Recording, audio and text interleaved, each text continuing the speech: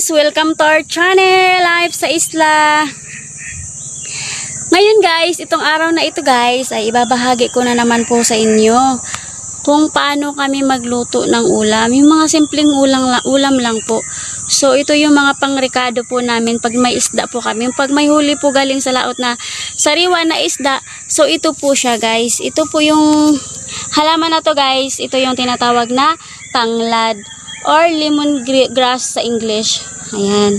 So napakabango po nito guys. Kahit anong recipe nito guys, pwede nito haluan guys, dahil ito ay talagang napakabango guys. Yan. And napakalinamnam pa ng ulam kapag ito'y luto na. So ayan guys, ipapakita ko ito sa inyo guys. Yan. Yan. Dito po sa mga bakuran po namin guys, ay nakahilira po talaga itong tanglad guys. Kasi alam mo kung bakit. Marami po ang gamit nitong tanglad na ito guys, or lemongrass na ito.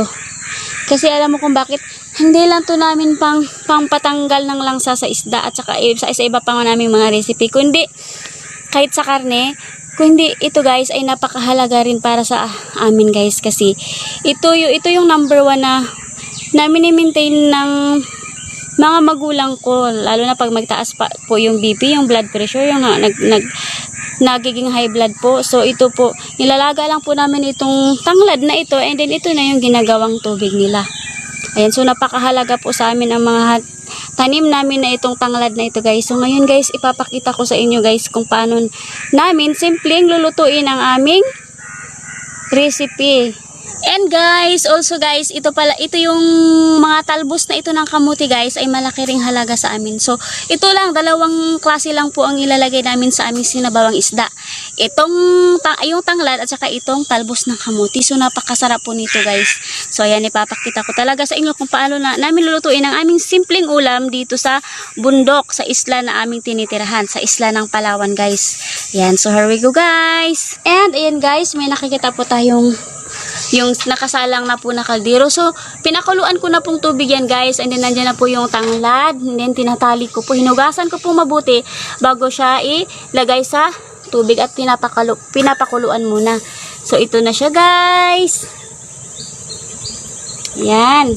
So, yan ang magpadagdag ng lasa at bango flavor sa aking sinabawang isda dito sa isla ng Palawan guys. Ayan. And guys, ayan po, yung priskong isda po na galing sa laot. So, nakahiwa-hiwa na po yan guys. And then, malinis na po yan guys. So, iluluto ko na po yan guys. So, yan po ang aking pinaka main dish po. Main po talaga na halo sa tanglad at saka sa talbos na aking hinahanda po. Ayan. And ito guys, itong talbos na ito guys na aking nakuha sa aming mga bakuran ay akin na rin po itong huhugasan. So, huhugasan ko muna itong maigi bago ko ito ilalagay sa aking nilulutong isda po. So, kami po talaga guys dito sa bundok guys, sa isla ng Palawan. Kaya nagkakaroon kami ng backyard gardening. So, nagtatanim kami para pag gusto namin maggulay ay may makuha na kami kaagad. At saka, libre na rin sa sustansya. So, marami po siyang makukuhang vitamins. Titingnan ko na po yung niluluto ko kung kumukulo na po ba guys. Titingnan ko na guys kung kumukulo na ba itong aking recipe guys. Simpleng recipe na ulam dito sa amin guys. Yung niluluto ko sa bundok, sa isla ng Palawan guys. Simple lang po yung mga luto namin guys. Walang gaanong arte sa pagluluto guys. Basta sinisiguro ko lang din na kahit pa paano ay may nourishment at vitamins din naman ang makukuha dito sa pagkain na ito para sa aking pamilya. Ayan. Napakabango po talaga ng amoy ng tanglad na ito guys. So, ayan. Habang kumukulo na yan guys, isusunod ko na po yung fresh na isda na galing sa laot po. Galing po sa kawil. Kinakukuha po yun sa kawil po. And ayan guys, ilalagay ko na po yung isda dito sa aking pinakulo ang tubig ng tanglad at saka ng tanglad guys. And ayan na guys. Simple lang po ang aking pagluluto dito guys. Yan. Naisipan ko lang din po itong ibabahagi sa inyo guys para kahit papano ay makikita nyo rin kung ano lang ang mga pagkain namin dito na aming kinakain sa araw-araw guys. Ayan guys, napapansin nyo yan guys na parang nagaano yung yung balat ng isda. Dahil mataba po yung isda guys and napakasarap po. Fresh po kasi guys. Kaya pag nagluto kayo ng isda guys na ganun ang balat, so ibig sabihin fresh na fresh po yan. Galing fresh from the laot po. Fresh from the sea po talaga yan. Ayan po. Hindi po yan dinadaan po sa yelo. Wala po. Galing po talaga yan sa laot. Kaya ganyan ang reaksyon ng tubig at saka ng balat ng isda pagdating sa pinakulo ang tubig po guys. And ayan guys, tinatakpan ko na ulit. And then pagkatapos, hihintayin ko na naman yan magkulo ulit guys. And guys, habang hinihintay ko po na magkulo yung sinasalang ko po guys na isda. So ito na naman po ang talbos ang hugasan ko. And nagtaka kayo guys kung bakit hinuli ko itong talbos na hugasan. Kasi guys, para iwas na hindi siya malata kaagad ang dahon. Para fresh pa rin po siya pag nilalagay sa pinakulo ang isda. Yan, na may tanglad po. Ayan.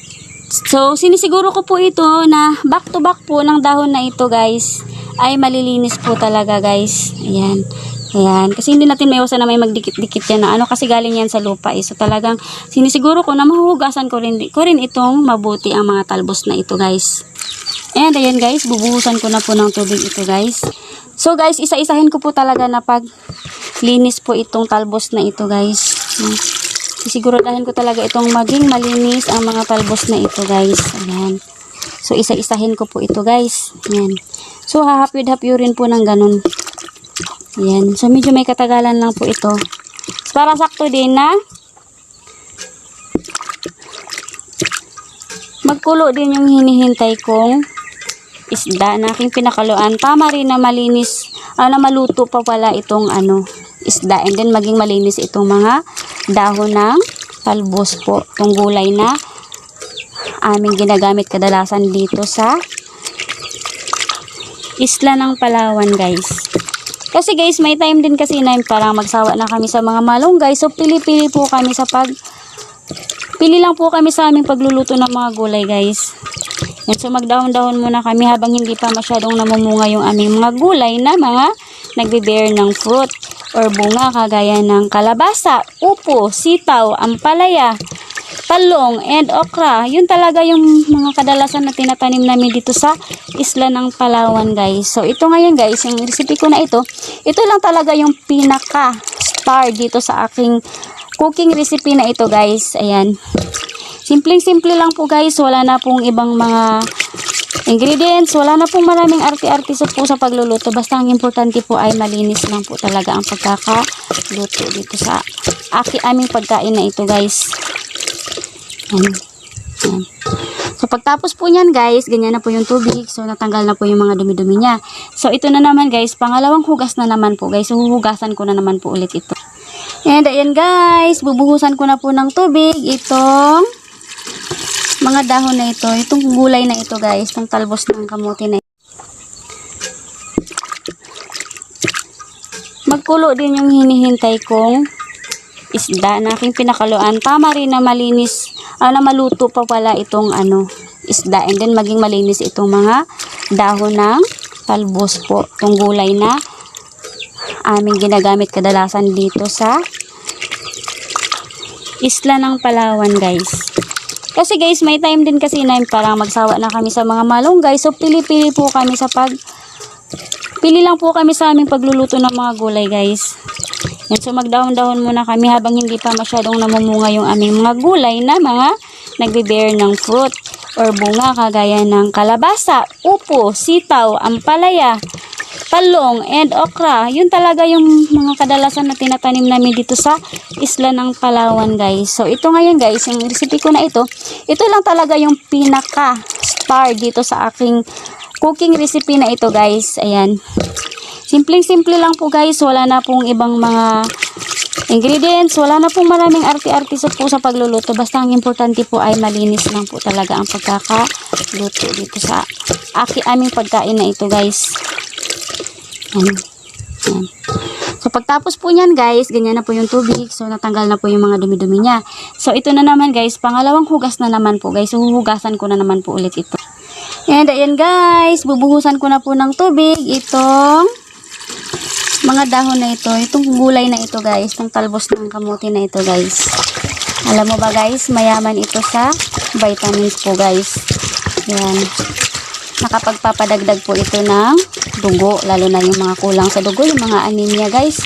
Malaking tulong rin po itong gulay na ito guys. Kaya hindi kami talaga nagpapawala sa bukirin namin na ito guys, ng mga ganitong klaseng pagkain. Yan. Yung dahon niya ay nagugulay, and then at the same time, yung bunga niya ay nakakain din namin. So, di ba? Doble ang pakinabang guys sa mga pagtatanim guys. And ayan guys, kumukulo na po guys. Yan, sigurado na po talaga na lutong-luto na itong isda na aking pinapakuluan guys. Ayan. So, ilalagay ko na po itong talbos guys. Kaya parang fresh na fresh po yan guys. Ayan, ganyan lang po guys. Simple lang po ang aking pagluluto na ito guys. Parang i-half cook ko lang po ito, yung hindi na masyadong mag-overcook. Takpan ko ulit. Ayan, so hihintayin ko ng mga ilang segundo po. Sandali lang kasi ito maluto ang talbos na ito guys eh. Ayan. So hihintayin ko talaga guys. And ayan guys, bubuksan ko na po ito guys. Matapos kong hihintayin ng mga ilang segundo. So ganyan na po ang hitsura guys. Ayan, so haluin ko lang yan ng konti guys. And then lalagyan ko na ng asin. Ayan. Ulam na guys. Ayan. And ayan guys, habang kumukulo ito guys, so buburan ko na po ito ng asin. So tinatansya ko lang po kung gaano karami yung asin na pwede naming ilagay. So wala na po akong ibang idadagdag dyan guys. Yan lang po ang aking pampalasa guys. Ayan. And ayan guys, habang kumukulo na guys, so hahaluin ko po ng mabuti. So ganyan lang po yung paghalo ko guys. Hindi ko masyadong anuhin para hindi po madurog yung isda sa ilalim. And manatili rin pong fresh at masarap itong gulay na ito guys. At saka guys, talagang napakabango guys. Simple lang po guys. Simple lang po ang aking luto. Yan. Yan nais ko lang po itong ibabahagi sa inyo at i-share ko sa inyo guys yung aming buhay dito sa bundok na aming tinitirahan dito sa isla ng Palawan guys. Ayan. Ayan. And kahit papano, sabaw pa lang, sustansya na. Ayan. So ito guys ay ipapartner din namin ito sa ulam guys. Ipapartner din namin ito guys sa puto, and then at the same time sa kanin. Ayan, kung ano po ang pwede namin ihanda po sa aming hapagkainan. Puto or sinaing na kanin guys. And ayan guys, matapos ko itong haluin ng asin guys, ay takpan ko ito ng sandali para hindi mag-overcook yung gulay, and then ulam na namin guys. Ayan. And ayan guys, natakpan ko na po ito guys. Ito. Ayan. So ayan po, ayan na po yung nagiging soup. Sinabawang gulay na po siya guys. Yung isda ay fresh from the sea, and then yung gulang fresh from the farm. Ayan po, galing po talaga yan sa backyard gardening namin guys. And ayan guys, so hahaunin ko na po guys. So tatanggalin ko na po ito guys sa sa pinagsaingan po namin guys. At para amin itong maulam ngayon. Itong umaga na ito guys. Ayan. And ayan na po guys. Hahaunin ko na po guys. Ayan. And sana guys na gustuhan nyo itong aking simpleng recipe guys. Kung paano ako magluto dito sa bundok namin dito sa isla ng Palawan. At kung anong klaseng lutuan ang meron kami guys, at kung paano ko niluluto itong ulam namin guys. Wala na pong ibang mga rekado, wala na po ibang mga recipe guys. Simple lang po guys. Ayan po. And sana nagustuhan niyo po ito guys. Patuloy lang na mag-like and subscribe dito sa ating YouTube channel, Life sa Isla. Ayan. Napakaganda po ng mga comments ninyong lahat. Nakakataba po palagi ng puso. Maraming salamat po sa walang sawang pagsuporta. Ayan. And kailangan ko nang magpaalam guys para makapag-almusal na kami. Yan, salamat. Bye.